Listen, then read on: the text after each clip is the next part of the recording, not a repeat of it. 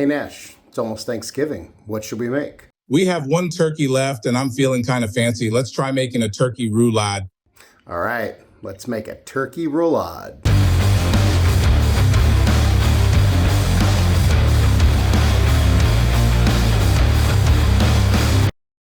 Today we're gonna make our third and final Thanksgiving turkey. This one we're gonna make a turkey roulade. So this would be good for if you're having a smaller gathering, or it doesn't even have to be Thanksgiving. It's a delicious dish. What you're gonna do is take a boneless, skinless turkey breast, butterfly it, flatten it out, pack that with stuffing, roll it up. So it's almost like a turkey stuffing pinwheel, but it's gonna be good. Hey, without further ado, let's go. All right, so basically a turkey roulade is a stuffed turkey breast. So first thing we're gonna do is chop up some vegetables. So we got some celery. So I'm just gonna take tops and the bottoms off, or tops and tails, as Gordon likes to say. And then we're just gonna dice this. Then I would go with a small white or yellow onion, but because of Nash, we're using 2 jalapenos instead.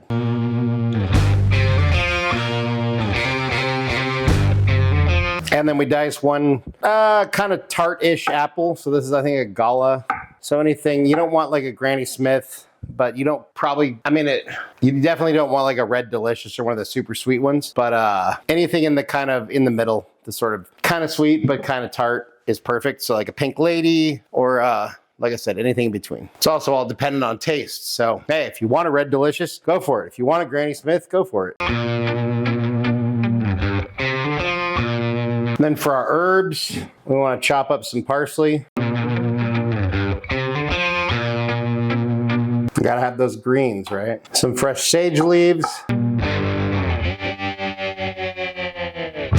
And some fresh thyme. And these, you kind of more sort of peel them than you do have to chop them actually. So there we have all our herbs. We got our veggies in the other container. So then in a skillet on medium heat with a little bit of oil or butter, go ahead and throw your onion, celery, apple, or in my case, jalapeno celery apple mixture in there. And we're just gonna cook this until it softens. Or if you're using onions, until your onions kind of get translucent, that's kind of a good guide.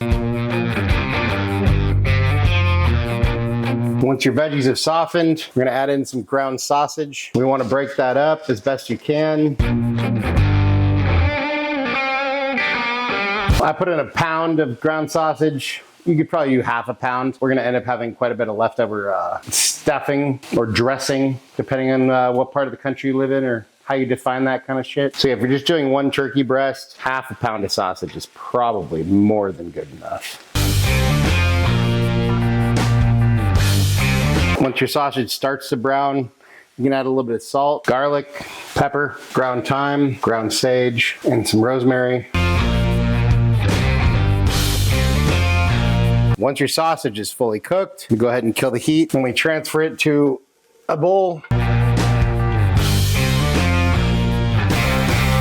Then we add all the herbs that we cut up earlier, stir those in. And then we crumble in some cornbread, ideally that you bought or cooked the day before. We go ahead and stir that in. And then the last thing we'll do, and I would only do 1 egg normally, but since, like I said, I'm making enough for probably 3 or 4, at least 2 turkey breasts. So if you're only doing 1, you could definitely cut this in half. But normally I do 1 egg, but since we're making way too much, I'm gonna do 2 eggs. And that's just gonna help kind of keep everything together. If this is too dry, you can probably add a little bit of moisture. If you have some chicken or turkey stock, it's probably not a terrible idea.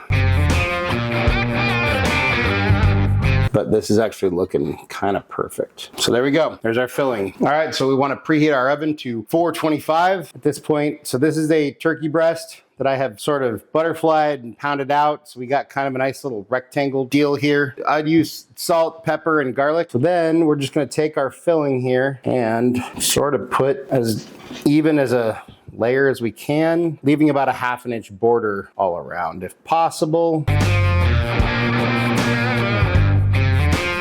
And then we just want to roll this guy up as best we can here. It's not terrible. And then all right. So then we got our little rolled guy. And we just take some butcher's twine. You don't want it to be too tight, but you want it to be tight enough to hold everything together. And we want to go a few times around. And then do one across like this. So now we got our little guy here. What we want to do is take him, put him on a rack, and we're going to get a little bit messy over here. Okay, whatever. Get rid of that. Put our rack right here. Well, we want to hit this guy with a little bit of oil. So you could brush on some oil, or if you have some spray, that's fine too. And then we just add a little bit of salt, pepper, garlic, thyme, sage, and rosemary. And then I'm just gonna put in our little thermometer here. We're gonna throw this in for 20 to 30 minutes, and then we're gonna reduce the temperature and then finish cooking it until it gets to at least 160, because we want it 165. So if you pull it at 160, it'll get to 165. After about 30 minutes, or once your turkey has reached 120, make sure that you put some liquid in the bottom of your pan. You got your turkey up on the rack, and then we reduce the heat to 300, and then we let our guy go until we hit 160. All right, and as soon as your turkey roulade is done, has hit 160, then we're just gonna let this cool, and we're gonna pull this rack. You can see we probably should add a little bit more liquid because our pan drippings are all kind of dry. I'm just gonna add a little bit of turkey stock here. And then with our oven at 400, we're gonna go ahead and throw this in for 5 or 10 minutes. And then while our turkey's cooling, to a stock pot, or a small saucepan, sauce pot, go ahead and add half a stick of butter, let that melt.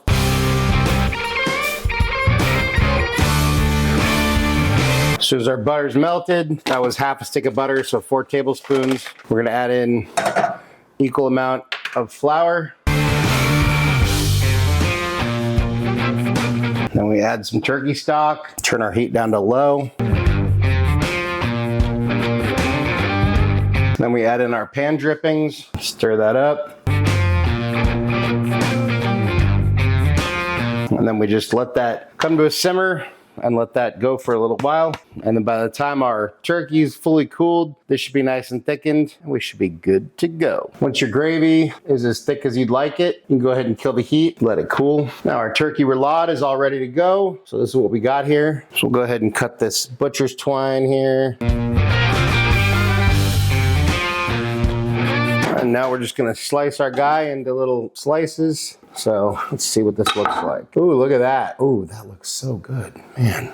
And there we have our turkey roulade. Go ahead and put some of our gravy on here. And there we have it.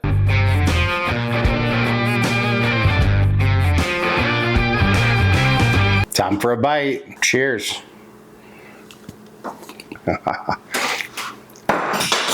It's so freaking good. It's like a Thanksgiving meal in like one bite. Because you got the stuffing, you got the turkey, you got the gravy. I suppose if you wanted to throw in like some cranberry sauce or whatever to get more of like that sort of Thanksgiving leftover sandwich kind of vibe, you could. Yeah, I mean, you could make this however you want. This is the way that I wanted to make it, with that sort of sausage cornbread stuffing, because that's kind of my jam. I love it. And this is freaking delicious. 10 out of 10, would highly recommend. But hey, let's see what Nash thinks. Hey, bud. How you doing? Look, we got this turkey roulade you wanted. Here you go.